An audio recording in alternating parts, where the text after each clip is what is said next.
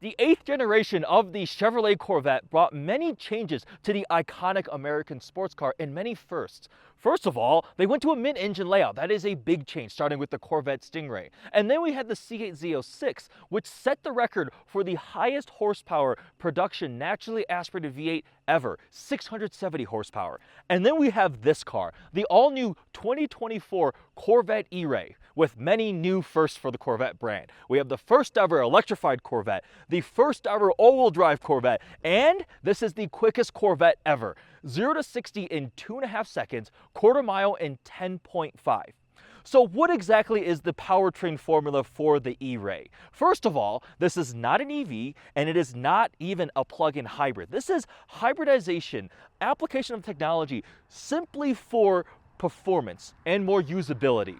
So we have the 6.2 liter LT2 naturally aspirated V8 that's shared with the Corvette Stingray. It still makes 495 horsepower, 470 pound-feet of torque. That power is sent to the rear wheels via the 8-speed dual-clutch transmission. That sounds exactly like the Corvette Stingray powertrain. And then up front, we have an electric motor making 160 horsepower and 125 pound-feet of torque for a combined total output of 655 horsepower, which is pretty dang close to Corvette Z06, 670 horsepower. The torque number gets a little more different because you usually can't total up the gas engine and electric motor torque figures because they don't occur at the same peak. You don't get the absolute maximum total, but for this car it would be essentially 595 pound-feet of torque. Regardless, that is a massive increase compared to the Z06 and the regular Stingray. Heck, just the Stingray V8 on its own makes 10 more pound-feet of torque than the Z06. Z06 is 460, so this one of almost 600 pound-feet of torque, that is quite a big difference.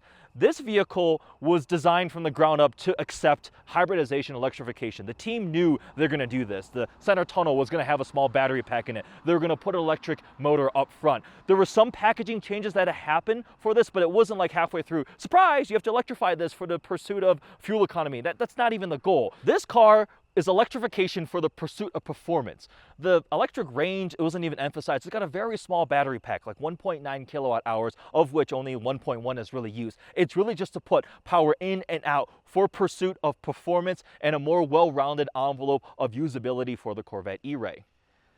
Let's take a look at the exterior of this Corvette E-Ray. This one here is finished in a new paint color for 2024 called Seawolf. It's like a nardo gray with a metallic flake in it. There's a couple other new colors called Riptide Blue, really nice blue, and then there's Cacti, that light green.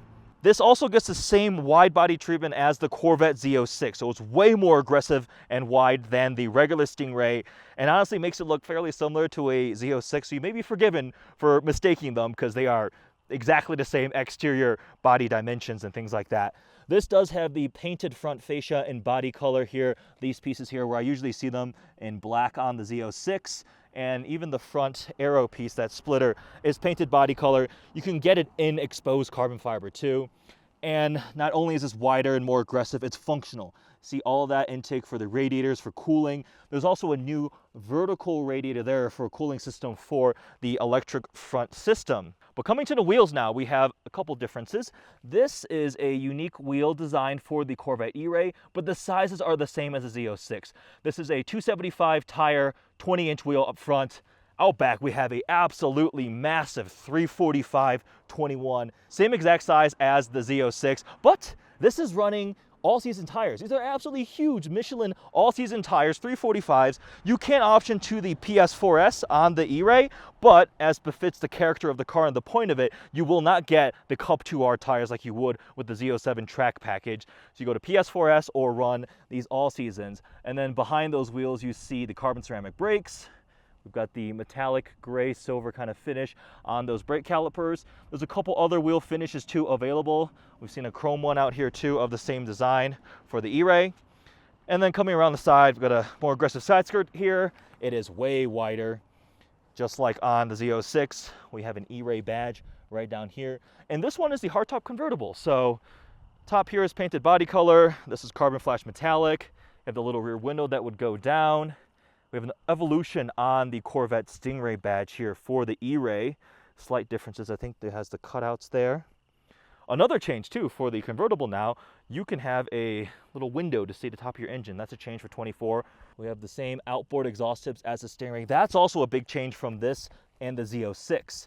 You have quad exhaust tips in the middle on the Z06, but on this, even though it has the wide body treatment, you get the outboard exhaust tips like the Stingray or the rest of world Z06. If you buy a Z06 in Europe, I believe, they go to the outboard. You don't get the center exit awesomeness, which is a shame for European Z06 owners, but that's a way to tell the difference between a E-Ray and a Z06 when they both have that same wide body treatment. So there's a quick tour of the exterior of the E-Ray.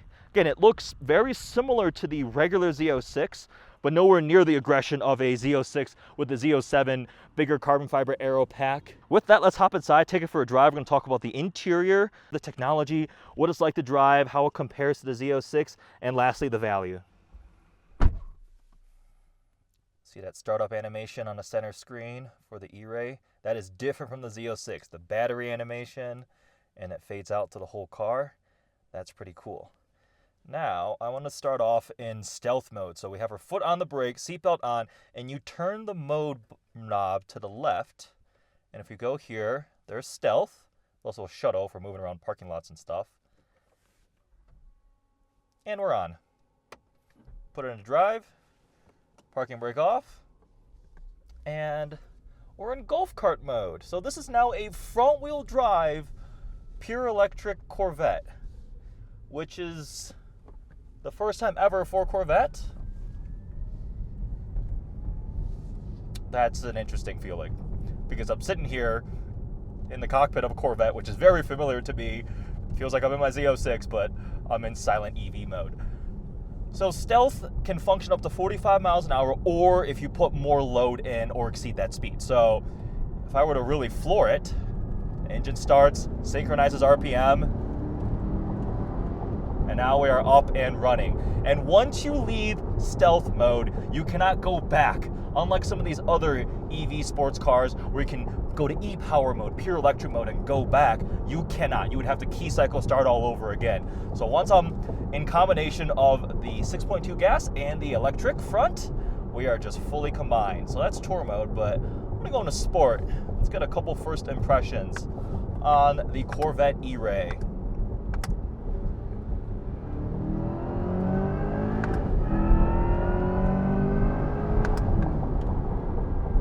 Definitely way torquier than Stingray and Z06. One of the first impressions also is the noise, the sound. You get that 6.2 Stingray LT2 in the back, the typical American rumble that you would expect out of a Corvette. Again, completely different personality from the Z06, the LT6, which is that flat plane crank shriek. And then you get the electric noise, which I actually think they did a pretty good job integrating it, but it adds this kind of alien spaceship whir kind of whine in the background, and it adds another level of personality to the car. Very, very interesting. And it's cool that the electric motor noise just kept going in a crescendo as you go through the gears and shift, and the engine note changes. Very clearly two different sets of powertrains. There's no actual connection between that electric motor and your 8-speed dual clutch transmission and the engine. Something interesting that I've noticed recently driving some of these hybrids was thinking about the fact that if you're in EV mode, and let's just say you're doing 40 miles an hour and the engine kicks on, right? There's no way you can just have the engine go into first gear. So the transmission has to actually shift while it's not running with the engine. And I was talking to one of the engineers and he explained how it functions. It's actually really, really interesting. The last hybrid I was driving was actually a 918 Spider. That was yesterday, the day before. I spent a couple hours in that. And I noticed, because it always shows the gear position, even when it was in e-power mode. And I was like, oh, the transmission must still be shifting even without the engine on. So the last sports car I was driving was literally a Porsche 918 Spider, which sounds absolutely ridiculous. I mean, it's one of the hybrid hypercars from that holy trinity of the 918, P1, and LaFerrari. But an interesting comparison point is they are a very similar formula. Mid-engine, naturally aspirated V8 plus hybridization. Now, we're a decade later, and obviously the price point of the 918 is a completely different league. But in terms of pure performance, the the E-Ray actually sort of stacks up against a 918, at least in terms of acceleration. 0 to 60 in 2.5 seconds for this. Porsche said 2.6 seconds for the 918 Spider. Yes, it makes way more power, and it's a track car, whereas this is more GT. It does the straight line speed very well. It won't do the Nürburgring in under 7 minutes. I don't think it will. But that ingredient set is, again, very remarkably similar. Now, the Corvette E-Ray, let's see, how does it feel? I will say this car is very confidence-inspiring already. It definitely feels heavier, heftier than the Z06. It's like between 200 to 300 pounds heavier just from the battery pack, electric motors, but the Chevy team from the ground up, when they were designing the C8, they knew they were going to build this car. They knew they were going to put a battery here in the center tunnel, package an electric motor up front. So it's not like they were surprised with, hey, look, you got to electrify this platform. They were pursuing this in the name of pure performance, not to meet any sort of efficiency or EV range goals or anything like that. I mean, this thing really doesn't have usable EV range. 4 to 5 miles is what they were telling us. It's a 1.9 kilowatt hour battery pack, of which they only use a small fraction of that. This electrification really was just for performance, to add all-wheel drive to this mid-engine platform, to raise the envelope of usability, all seasons, different, not terrain, it's not off-roading, but different road surfaces, weather conditions. Z06 veers completely towards track-focused, race car. Stingray sits nicely in the middle, and the E-Ray goes towards the luxury grand touring performance supercar realm. And it feels like it. A lot of people ask me, because I did get a ride along in the E-Ray, and having driven my Z06, tracked it, they're like, what do you think? And the comparison I kept making was, the E-Ray is essentially like a 911 Turbo S, whereas the Z06 is the GT3 RS. That's the feel. Naturally aspirated, high revving, pure rear-wheel drive form, crazy Cup 2R tires. This, not forced induction, but a lower revving, bigger displacement, torquier V8, plus that electric powertrain, that all-wheel drive. So this car definitely has a completely different personality from the Z06. It is much more well-rounded. It feels heavier, but it has that all-wheel drive front power to pull it in. My complaints with this would still relate to the ones with the Stingray 2, where the engine's just not charismatic enough. And, I mean, the transmission is fantastic, this 8-speed dual clutch, super quick shifts. I love mid-engine layouts, and it does add that power and performance, but I want more excitement. This is not a car for pure excitement. That being said, we're on not great road surfaces. It's intermittently wet and damp, but again, it inspires that feeling of confidence. Am I going up this way? Yep. Better road surface here. And it will use that electric motor for torque fill as you're waiting for that gas 6.2 V8 to get up into its power band. In terms of the interior, there are actually quite a lot of changes for the 2024 model year, mainly in terms of the technology and displays and animations. It does make me a little bit jealous. So the E-Ray does get its unique startup sequence, but then we have the special hybrid display pieces of information. Well, this road is actually quite a lot of fun. I figure I'm talking about the interior as I'm trying to go up a nice curvy mountain road. If we go to this screen here, you have the E-gauges, and the main one that it pulls up is your electric output and engine output. And that's really cool because you can, on the fly, see how much power is being output by that little electric motor, or how much it's regenning when it goes negative. That it's pulling power in to very quickly refill the battery. And that again illustrates the whole point that this vehicle was engineered not for that EV range. The battery's small. It's just regen, put the power out. Bring the energy back in, put the power out. It is just for that performance boost. And they simply were able to find a couple extra usages of having a little electric motor up front for things like the stealth mode and shuttle mode. The fact that it's not a plug-in hybrid really illustrates that too. You will avoid some of the added weight penalty of a even bigger battery pack, and it's just simply for performance, which does add another degree. Taj was speaking earlier, and he said some people have equated to having like an on-the-go nitrous bottle. You can just recharge it up and hit it, go set a hot lap, or hit the drag strip, make a pass, regen, go hit the autocross again. And then there's another added dimension where right here in the middle, there's two new buttons. We have the auto stop start disable, but then we have this for charge plus on. Right now my battery's at 82% state of charge, and now this more aggressively is pushing energy into the battery pack. And if you just sit here holding, we'll go down a gear and hold like 4,000 RPM, 88%, it will very, very quickly, 90%, it's just putting energy back in.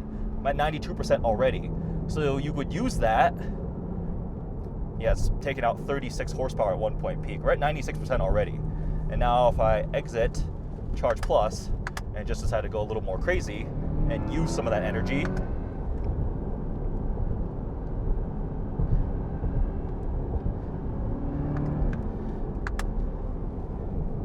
I don't think I would be driving my Z06 like this on this road given the surface conditions.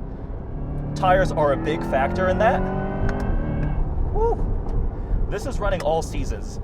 Michelin said it was the widest all seasons they have ever put on a car. All right, see, that's pretty quick. That's fun. It's torque, and my Z06 has no torque. But Michelin said these are the widest all seasons they've ever put on a car, 345s out back. And I was talking to one of the reps earlier, and I was like, well, I don't really like all seasons. To me, I call them no seasons, right? They're always going to be compromised. A summer tire will be better in summer conditions, and a winter tire will be absolutely better in the cold and winter conditions.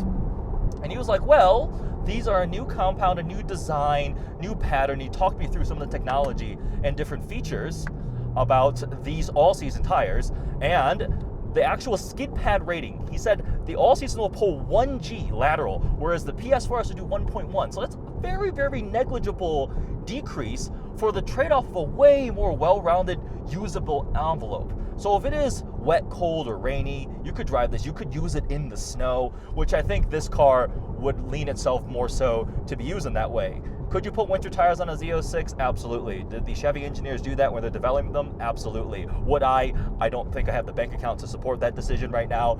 I got completely sidetracked talking about the interior. So we do have this really cool new display screen showing the power output split. You can also go show your torque. There's like a dyno chart for time basis on how much power you're using, where everything is going, because there's so much more information. They got to feed it to you. But beyond that, just changing drive modes, there's these really cool new visual animations. There's tour mode, and then we go to sport,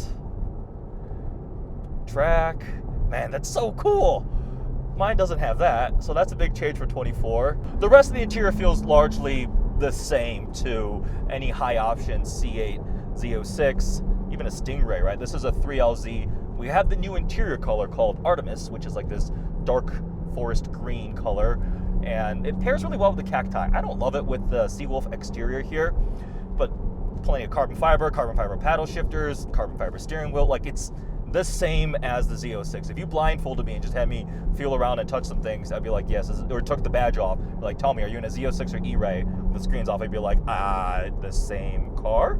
So that's a good thing. I really think the new generation of Corvettes have very nice interiors. The leather is nice. The upgraded Bose system goes from, I think, a 10 speaker to a 14 speaker, heads up display, Apple CarPlay, wireless phone charger, stitching is pretty nice. The Great Wall of Corvette buttons gives you your heated, cooled seats on either side, dual zone climate control, the darkened speaker grills here. So again, if you've been in a equivalent Z06, 2LZ, 2LZ, 3LZ, 3LZ, they're all the same there, it's gonna feel essentially the same.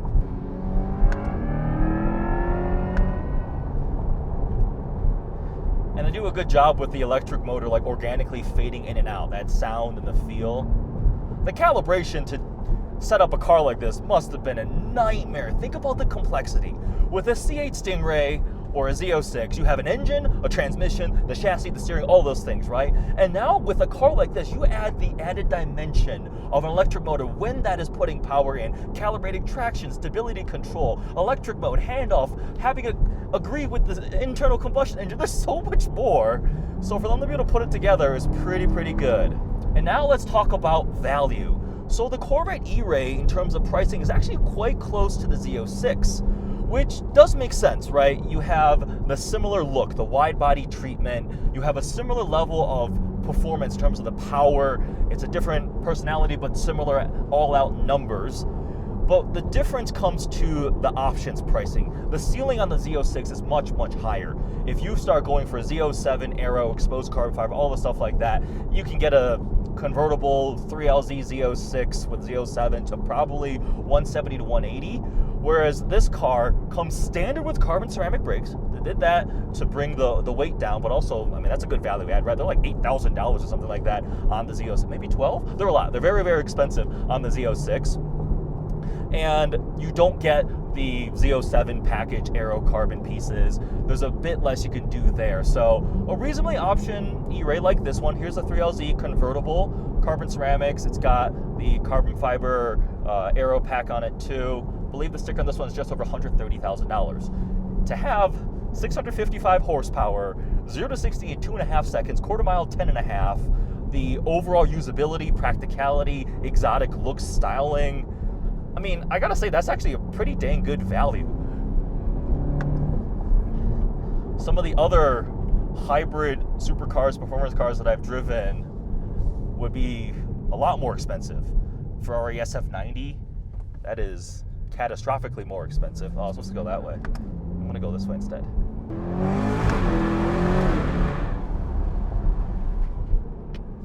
Not the same as my Z06. I'm such a snob now when it comes to Corvettes. You know what is really on my mind right now? Imagine combining the Z06 flat plane crank V8 with the hybrid assist on this car.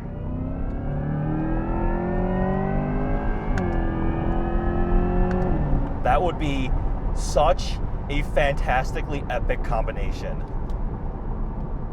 And we know there's going to be higher output versions, higher performance versions, right? We'll get a ZR1, there's rumors of a Zora.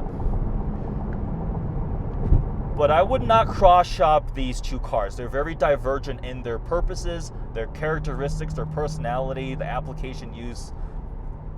Don't just look at the 0 to 60 times. Don't just look at the power output times. They really feel completely, completely different. Which then leads me, it's going to be hard to pick which one I like more because they're so different.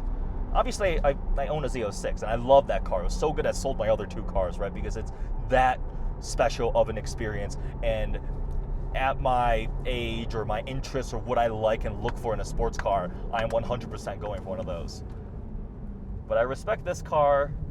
It's definitely more all-rounded. If I needed a daily driver sports car like this, I'd consider one. And that's the right answer then. Like, when in my interview with Mark Royce, I was like, which one would you pick? And the ended agreement was, well, both. But then that's not exactly a fair answer. But I hope this video and some of my opinions and perspective from someone who has spent some time with the Z06 can hopefully help you make a decision on yours. We still have more to do with this car. We're going on the track tomorrow, so we'll see how my opinion continues to evolve after I drive it on the track. I hope you guys enjoyed this first drive and review of the Corvette E-Ray 2024 model, the first ever electrified Corvette, first ever all-wheel drive Corvette, quickest one ever, and first ever electric front-wheel drive Corvette. Thanks for watching.